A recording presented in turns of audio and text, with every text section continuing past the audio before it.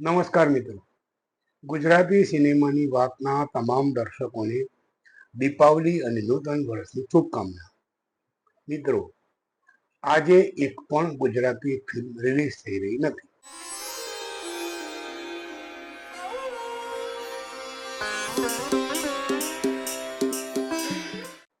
હા, 3 દિવસ પહેલા એટલે કે દિવાળી પહેલા ગુજરાતી ફિલ્મ ચણિયા ટોળી રિલીઝ થઈ હતી અને આવતા શુક્રવારે મિસરી રિલીઝ થઈ રહી છે.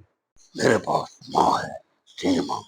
મિત્રો, સામાન્ય સંજોગોમાં આપણને ખબર છે કે દિવાળીનો ફાયદો ઉઠાવવા માટે હવે 1, 2 કે 3 દિવસ પહેલા ફિલ્મ રિલીઝ કરવાનો ટ્રેન્ડ છે અને એ ટ્રેન્ડ અનુસાર ચણિયા ટોળી 21 તારીખે રિલીઝ થઈ હતી, એટલે કે 24 તારીખના શુક્રવારને બદલે મંગળવારે રિલીઝ થઈ હતી અને આ ફિલ્મે બોક્સ ઓફિસના બધા રેકોર્ડ તોડી નાખ્યા છે.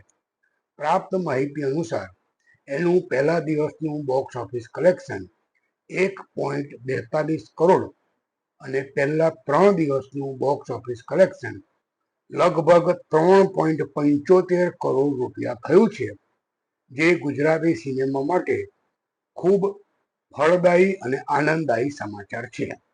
મેરે પાસ માલ સિનેમા. સાથે સાથે ગત સપ્તાહોમાં રિલીઝ થયેલી ફિલ્મોની વાત કરીએ તો લાલો કૃષ્ણ સદા સહાયતે લગભગ 55 લાખના બોક્સ ઓફિસ કલેક્શને પહોંચી છે અને ગત શુક્રવારે રિલીઝ થયેલી વિક્રમ ઠાકોરની વિક્રમ નંબર 1 પહેલા સપ્તાહમાં 20 લાખ રૂપિયાનું કલેક્શન કરી ચૂકી છે. હવે સિનેમા અંગે મારા મનની વાત. મિત્રો, રાજકારણ અને સિનેમાનો સંબંધ બહુ જૂનો રહ્યો છે. દક્ષિણ ભારત અને ઉત્તર ભારતમાં તો આ પ્રમાણ બહુ મોટું છે. ગુજરાતમાં પણ કનોડિયા પરિવાર ધારાસભ્ય અને સંસદ સભ્ય પદ ભોગવી ચૂક્યો.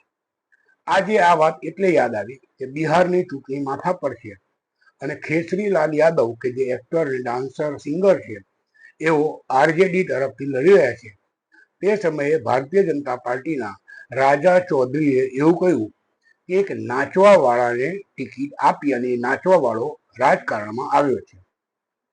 મિત્રો, આ રાજકીય લડાઈને કલા જગત સાથે લઈ જવી કેટલી વ્યાજબી છે, કારણ કે ભારતીય જનતા પાર્ટીએ પણ મૈથિલી ઠાકુર નામની યુવા સિંગરને ટિકિટ આપી છે.